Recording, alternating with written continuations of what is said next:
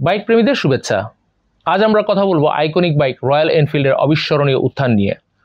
Royal Enfield বিশ্বের অনেক দেশই প্রশংসিত মোটরসাইকেল ব্র্যান্ডগুলোর মধ্যে একটি। এর বুলেট মডেলটি আপনি বিশ্বের অনেক দেশই দেখতে পাবেন এবং এটি রয়্যাল এনফিল্ডকে বিশ্বের সেরা মোটরসাইকেল ব্র্যান্ডগুলোর মধ্যে অন্যতম করে তুলেছে। বেশিরভাগ মানুষই রয়্যাল এনফিল্ডকে আজ একটি কিংবদন্তি ব্র্যান্ড হিসেবে জানে, তবে তারা যা জানে না তা হলো রয়্যাল এনফিল্ড একবার দুবার নয় বরং 3 বার বন্ধ হয়ে যাওয়ার পথে ছিল। প্রথম দফায় একটি ব্রিটিশ কোম্পানি রয়্যাল এনফিল্ডকে পুনরুজ্জীবিত করার চেষ্টা করেছিল, কিন্তু তারা ব্যর্থ হয়। পরে তাদের কাছ থেকে রয়্যাল এনফিল্ডকে কিনে নেয় ভারতের মাদ্রাজ মোটরস নামের একটি কোম্পানি। তারা এটি পুনরুজ্জীবিত করার চেষ্টা করেছিল, কিন্তু শেষ পর্যন্ত তারাও ব্যর্থ হয়। এরপর তারা দীর্ঘ 6 বছর চেষ্টা করেছিল, বাজারে টিকে থাকার সংগ্রাম করেছিল, তবে সফলতা আসেনি। 1994 সালে মাদ্রাজ মোটরসের কাছ থেকে রয়্যাল এনফিল্ডকে কিনে নেয় আরেক ভারতীয় কোম্পানি আইচার মোটরস। ভাগ্যের কি নির্মম পরিহাস, বাজারে টিকতে না পেরে আইচারও একসময় রয়্যাল এনফিল্ডের উৎপাদন বন্ধ করে দেওয়ার সিদ্ধান্ত নিতে যাচ্ছিল। ঠিক ওই সময়টিতে সিদ্ধার্থ লাল নামে 26 বছর বয়সী এক তরুণ কোম্পানির বোর্ডের কাছে তাকে একবারের জন্য সুযোগ দেওয়ার অনুরোধ করেন।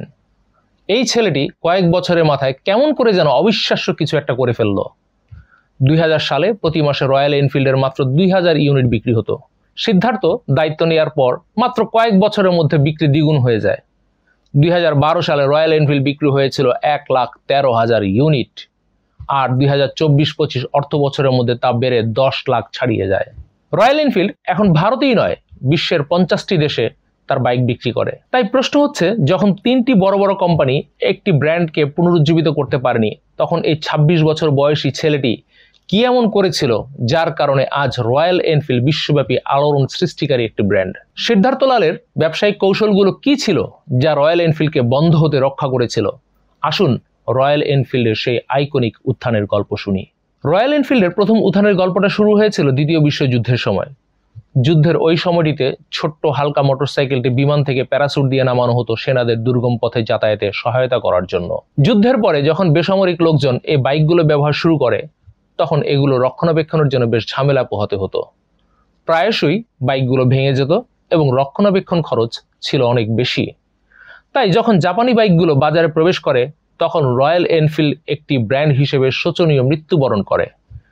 কিন্তু এই সময়ে কোম্পানিটি ভারতে একটি বাজার খুঁজে পায় এবং শিগগিরই তারা ভারতীয় সেনাবাহিনীর কাছে বিক্রি শুরু করে। রয়্যাল এনফিল্ডের বাইকগুলো ভারতীয় সেনা সদস্যদের কাছে খুব জনপ্রিয়তা পায়। অবশ্য এই জনপ্রিয়তার আরও একটি কারণ রয়েছে। ভারতের 60-এর দশকের ওই সময়টিতে বাইকের পর্যাপ্ত বিকল্প ব্র্যান্ড ছিল না। 90-এর দশকে মুক্তবাজার অর্থনীতির কল্যাণে ভারতে বেশ কয়েকটি জাপানি বাইক প্রবেশ করে। এর ফলশ্রুতিতে মার খেতে শুরু করে রয়্যাল এনফিল্ড। উৎপাদনকারী প্রতিষ্ঠান মাদ্রাজ মোটরস 1994 সালে রয়্যাল এনফিল্ডকে বিক্রি করে দেয় ট্রাক্টর উৎপাদনকারী প্রতিষ্ঠান আইচার গ্রুপের কাছে। টানা 6 বছর আইচার প্রাণপণ চেষ্টা করেছিল রয়্যাল এনফিল্ডকে পুনরুজ্জীবিত করতে, তবে তারা খুব বেশি কিছু একটা করতে পারেনি। 2001 সালে রয়্যাল এনফিল্ডের দায়িত্ব নেন সিদ্ধার্থ লাল। তিনি যে কাজটি করেছিলেন তার মধ্যে আমরা 4টি গুরুত্বপূর্ণ জিনিস খুঁজে পেয়েছি যা ভারতে রয়্যাল এনফিল্ডের ভাগ্য বদলে দিয়েছে। আর তার প্রথম কাজটি ছিল পোর্টফোলিও রেশনালাইজেশন। আইচার গ্রুপের একাধিক ব্যবসা ছিল, যার মধ্যে ফুটওয়্যার থেকে অ্যাপারেল এমনকি ট্রাক পর্যন্ত ছিল। সিদ্ধার্থ বুঝতে পেরেছিলেন যে তিনি এতগুলো ব্যবসা সামাল দিতে গেলে রয়্যাল এনফিল্ডের বাইক ব্যবসা বৃদ্ধিতে মনোনিবেশ করতে পারবেন না। তাই দায়িত্ব নেওয়ার পর তিনি প্রথম কাজটি করেছিলেন তার পরিচালিত 15টি ব্যবসার মধ্যে 13টি বিক্রি করে দেয়া।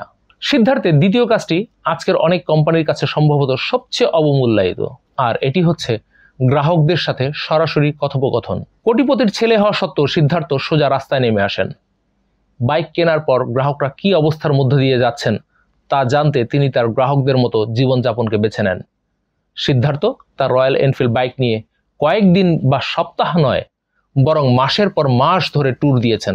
এই ভ্রমণে সিদ্ধার্থ বাইকারদের কাছে জানতে চেয়েছেন কেন তারা রয়্যাল এনফিল্ডের পরিবর্তে জাপানি বাইক বেছে নিচ্ছে, রয়্যাল এনফিল্ডের বাইকগুলো সম্পর্কে তাদের মতামত কি, রয়্যাল এনফিল্ডের বাইকগুলোর কি কি পরিবর্তন আনা উচিত। গ্রাহকদের মতামত জানতে সিদ্ধার্থ তার প্রতিষ্ঠানের কর্মীদেরও মাঠে নামিয়ে দিয়েছিলেন।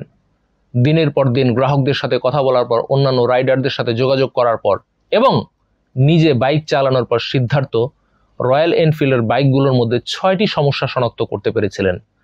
আর এটি যে কোনো বাজার গবেষণা প্রতিষ্ঠান তাকে কখনোই জানাতে পারেনি। সিদ্ধার্থ প্রথম যে সমস্যাটি খুঁজে পেয়েছিলেন তা হলো প্যাকেজিং এবং পরিবহন। রয়্যাল এনফিল্ডের বাইকগুলো প্যাকেট করে খুচরা দোকানে পরিবহন করার সময় ক্ষতিগ্রস্ত হচ্ছিল। কোম্পানি এই ক্ষতি সম্পর্কে তখনই জানতে পারত যখন গ্রাহক এটি চালানোর পর তাদের কাছে নিয়ে আসতো। আচ্ছা, আপনি বলুন তো, আপনি নতুন একটি বাইক শোরুম থেকে কিনেছেন, কয়েকদিন চালানোর পরই দেখলেন আজ এই সমস্যা তো কাল ওই সমস্যা। এরপর যখন সার্ভিস সেন্টারে নিয়ে যাবেন তখন ঠিক করতে লাগবে বড় অঙ্কের টাকা, তখন মেজাজ কার না খারাপ হবে। দ্বিতীয় সমস্যা যেটি সিদ্ধার্থ শনাক্ত করেছিলেন তা হচ্ছে এনফিল্ডের বাইকগুলোর ইঞ্জিনের নকশা এবং যে জিনিসটি দিয়ে ইঞ্জিন তৈরি হতো, অর্থাৎ কাস্ট আয়রন বা ঢালাই লোহা। সিদ্ধার্থ যখন দিনের পর দিন বাইক ট্যুর দিয়েছিলেন তখন তিনি বুঝতে পেরেছিলেন রয়্যাল এনফিল্ডের এই নকশার কারণে রাইডারদের রক্ষণাবেক্ষণ খরচ খুব বেশি হচ্ছে। বাইকের ইঞ্জিনের মূল অংশ ও প্রাইমারি কেস এবং ট্রান্সমিশনের জন্য আলাদাভাবে ইঞ্জিন অয়েল ঢালতে হতো। প্রতিবার ইঞ্জিন অয়েল পরিবর্তনের জন্য বাইকের ক্লাচ সাইড খুলতে হতো, যা রীতিমতো ঝামেলার কাজ এবং তুলনামূলকভাবে খরচ সাপেক্ষ। রয়্যাল এনফিল্ডের বাইকগুলোর ইঞ্জিন 1955 সাল থেকে ঢালাই লোহা দিয়ে তৈরি হতো। ঢালাই লোহা ভারী হওয়ায় বাইকের ওজন বেড়ে যায়। এর ফলে বাইকে জ্বালানি খরচ বাড়ে এবং গতির ওপর নেতিবাচক প্রভাব ফেলে।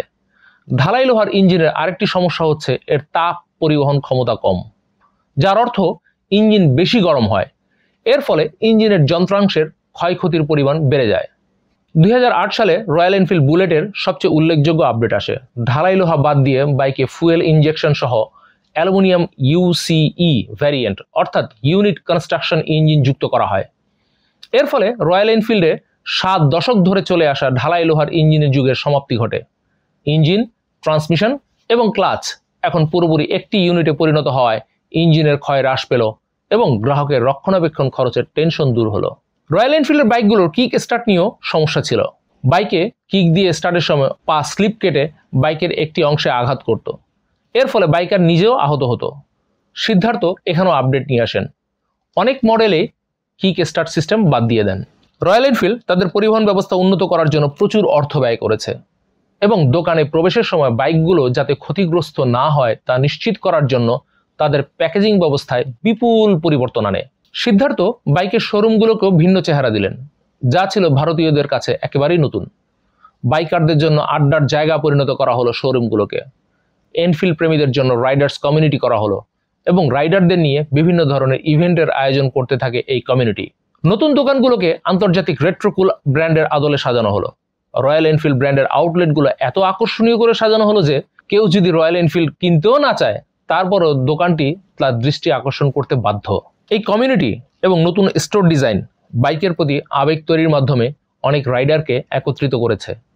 এই কমিউনিটি বাইকারদের একে অপরের সাথে সংযোগ স্থাপনের জায়গা তৈরি করে দিয়েছে। তাই এনফিল্ড এখন কেবল ভারতেই নয়, বিশ্বের 50টি দেশে তাদের বাইক বিক্রি করে। আর এর পুরোটাই সম্ভব হয়েছে সিদ্ধার্থ লালের কঠোর পরিশ্রম এবং অসম্ভব মেধাশক্তি দিয়ে। ধন্যবাদ। ওয়ালটন এখন দেশের সীমানা পেরিয়ে পৌঁছে গিয়েছে 50টিরও বেশি দেশে। ওয়ালটন, ঘরে ঘরে, বিশ্বজুড়ে।